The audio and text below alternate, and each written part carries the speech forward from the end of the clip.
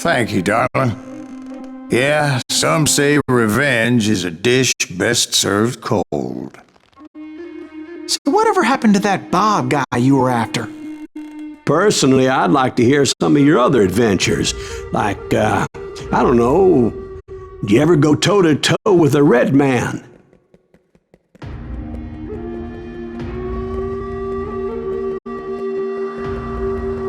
Yes, I did, Ben. I remember once I was after this renegade Apache, Grey Wolf. Strangely enough, revenge was also his primary motivation.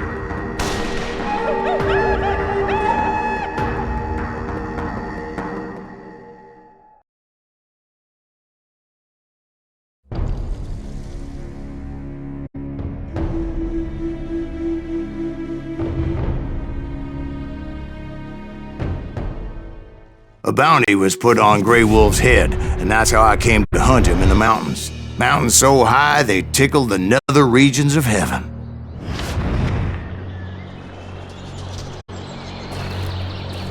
Grey Wolf was a Chiricahua Apache medicine man who had led a war party in revenge for a massacre against his people. The U.S. Army had attacked his tribe during his daughter's sacred sunrise ceremony, and the slaughter was unspeakable. I understood his anger, as there's nothing more traumatic than seeing those you love die in a cruel and painful death.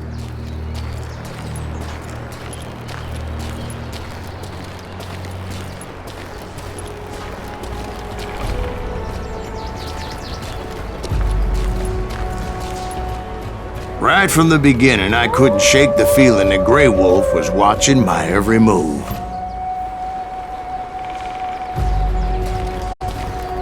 He led a band of young Apache warriors who wanted retribution and were more than willing to die for him.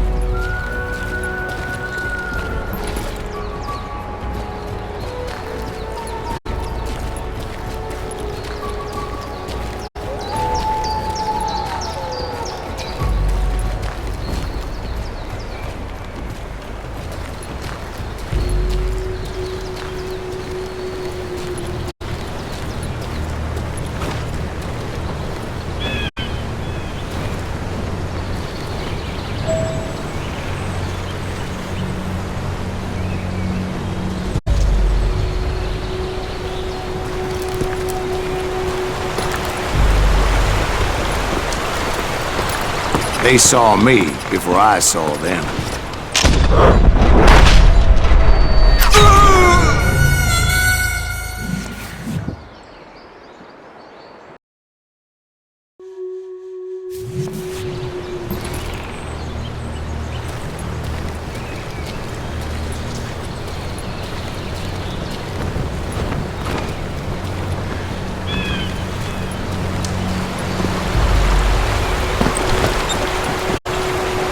They saw me before I saw them.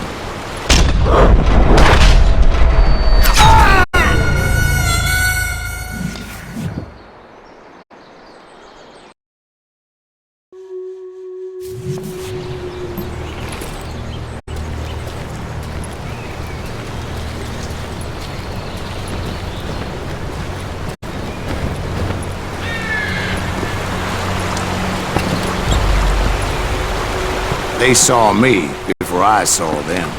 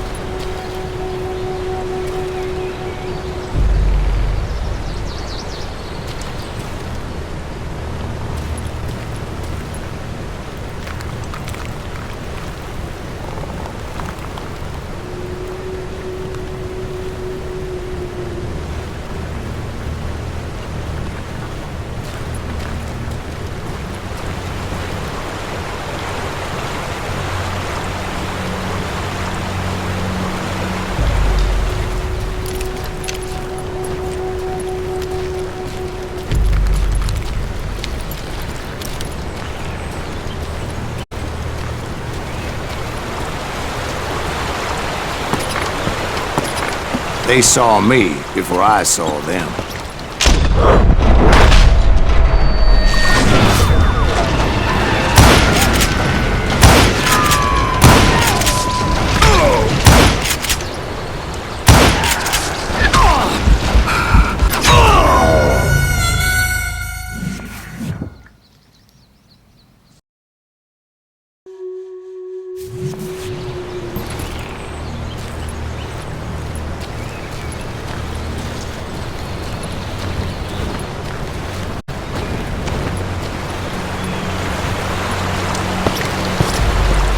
They saw me before I saw them.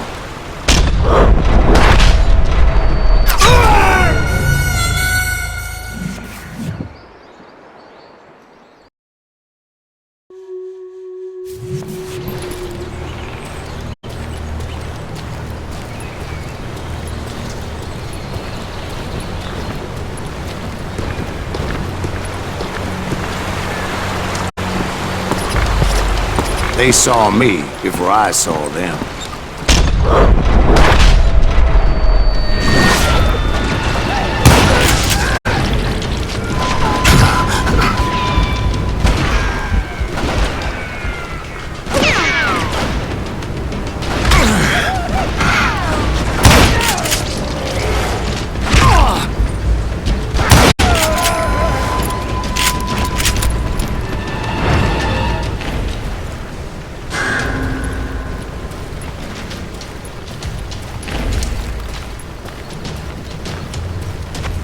And it crossed my mind that maybe this wasn't such a good idea. But now that the shooting had started, there was no backing down.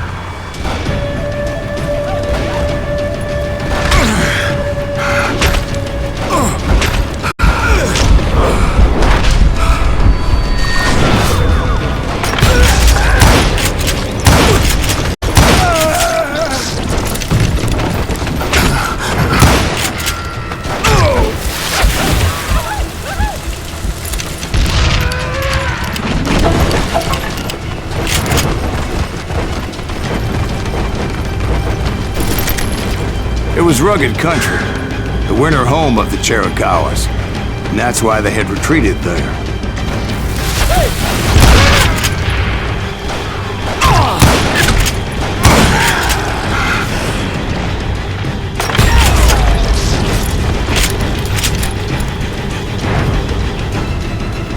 I admit to having some regrets about going after them the way I did. But then again, I got a lot of those.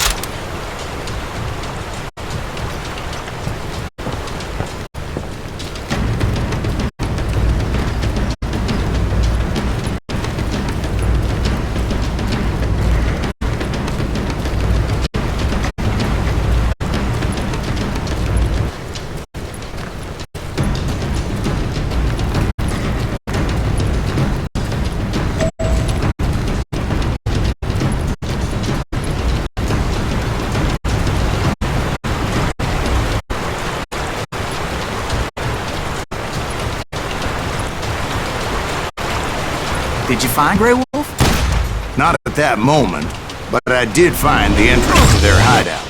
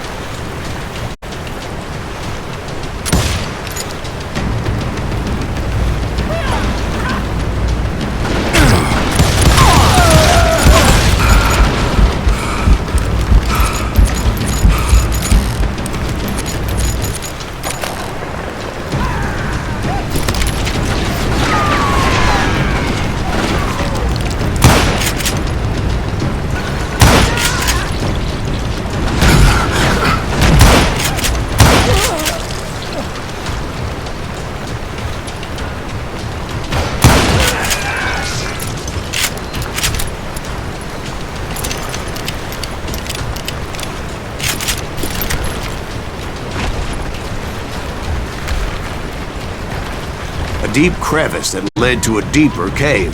Don't tell me you went in there. Yeah, but it's not out of bravery so much as pure, angry cussedness.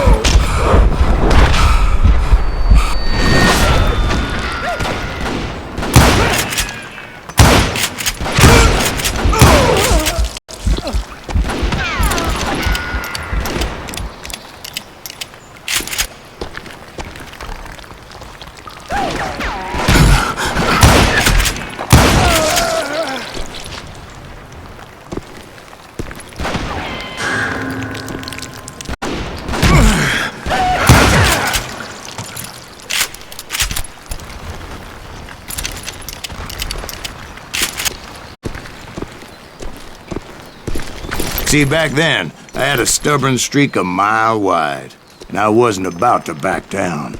So it was like pitch black in there? Actually, it was pretty well lit, as they had torches on the walls.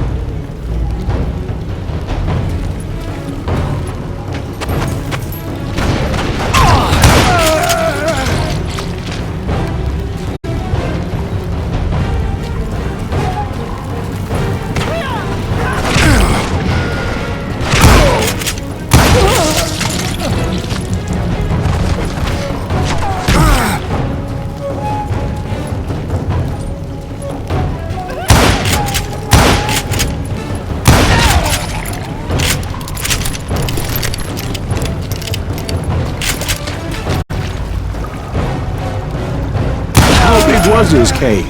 Big as hell, Ben. Chiricahua had hid out there during the Indian Wars.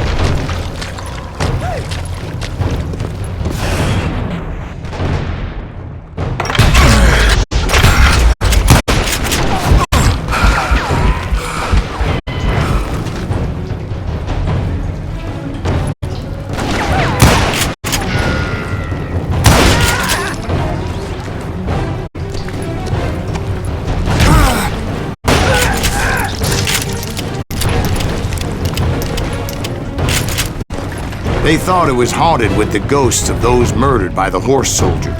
The cave was haunted with dead Indian ghosts? To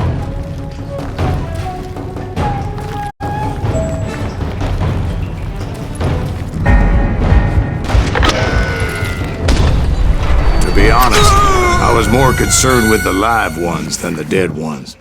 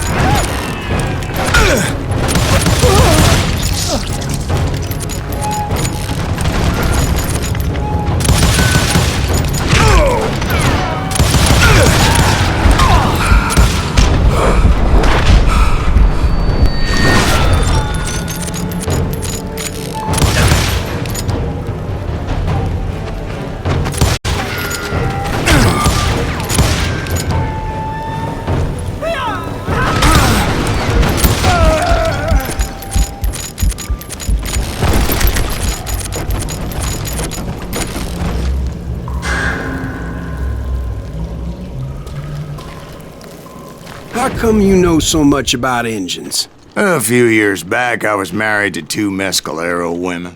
At the same time? Yeah, they were sisters. Polygyny is traditional among the Mescalero. So what happened? Oh, I had to get out of there. Those girls never shut up. Both of them nagging at me all the time. Drove me half crazy. Haven't seen them since. No, I mean, what happened with Grey Wolf? Oh, well, I pursued him into the Cave of Death.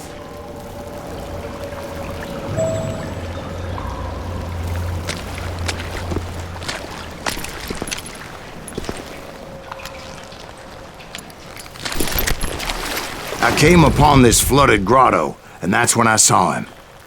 He came to me unarmed and unafraid. His voice echoed in the shadows, and I sensed he meant me no harm. You carry great darkness in your heart, and if you do not release it, it will claim your soul. The sound of his voice put some kind of ancient Indian spell on me. As his story unfolded in my mind, You will come to this place again and kill many more men, and the darkness will grow until it consumes everything that you are. The soul would have no rainbow if the eye had no tears.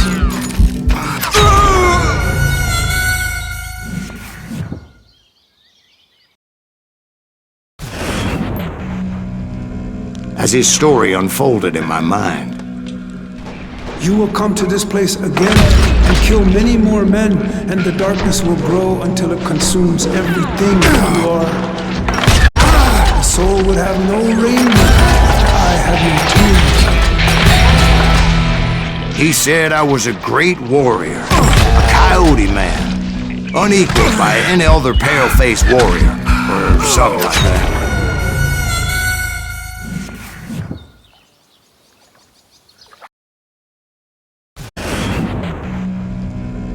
As his story unfolded in my mind, You will come to this place again and kill many more men, and the darkness will grow until it consumes everything that you are. The soul would have no rainbow if the eye had no tears. he said I was a great warrior, a coyote man, unequaled by any other pale-faced warrior, or something like that. The snakes will bite shadows of your past until a venom poisons your heart, and an echo of the song of the dead summons the spirits deep from within the mountains. I didn't quite get what he was saying, but there was definitely snakes. And indeed, his warriors surrounded me and attacked me like hungry wolverines. They couldn't stop me, though, and Grey Wolf wasn't in the mood for idle talk.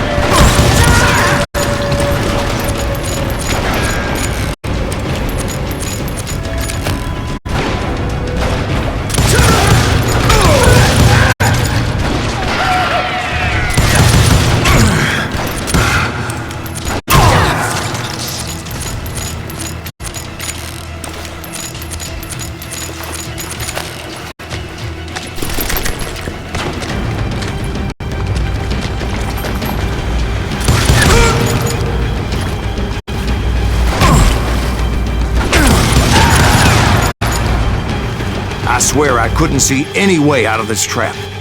But suddenly, one just appeared, kind of like a miracle.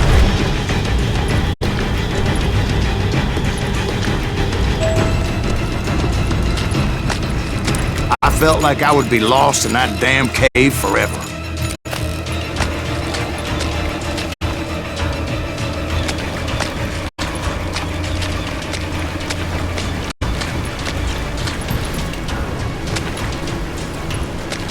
Finally, I found myself back outside, perched on the edge of a precipice, overlooking a thundering whitewater river.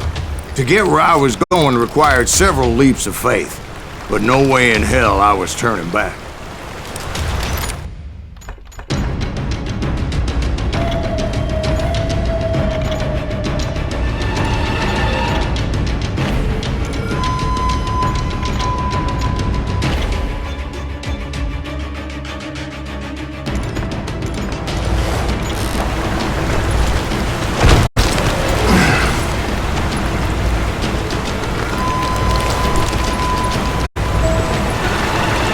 I chased after him, determined to make him explain the meaning of all that mumbo-jumbo.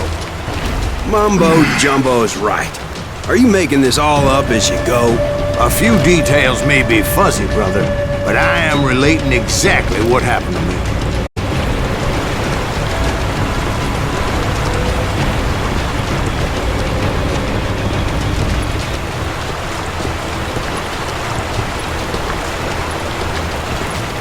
There were dozens of Apache warriors aiming at me from on high. Dozens? Well, maybe not dozens, but there was a lot of them. At least 3 or 4. Well, more than that, little lady.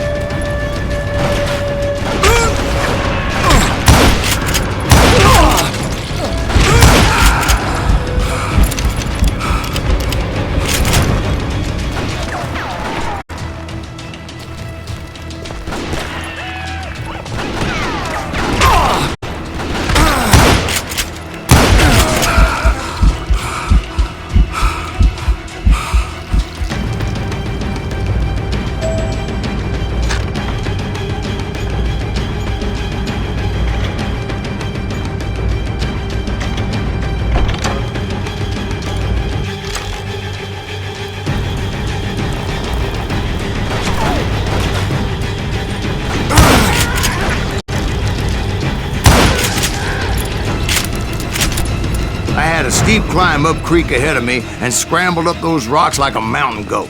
I was determined to locate Grey Wolf and find out exactly what the hell he was trying to tell me.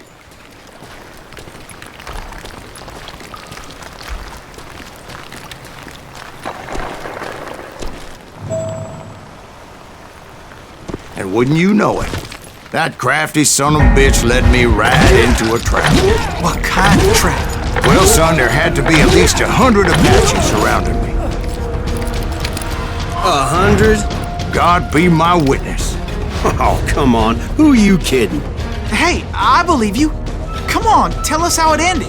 All right, but I'm not gonna drag this out. Where were we? You were surrounded by 100 Apache warriors. Well, I didn't take the time to count them exactly, but there were a lot of them.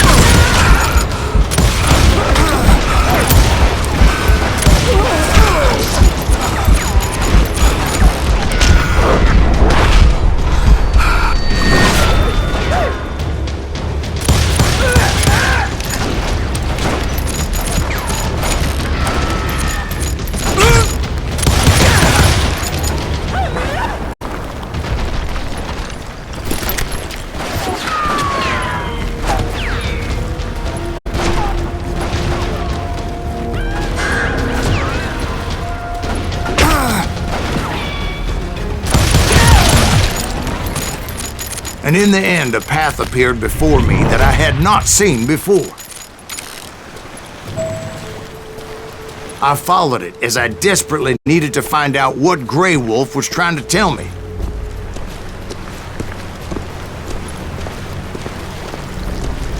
But it was like that son of a bitch disappeared into thin air.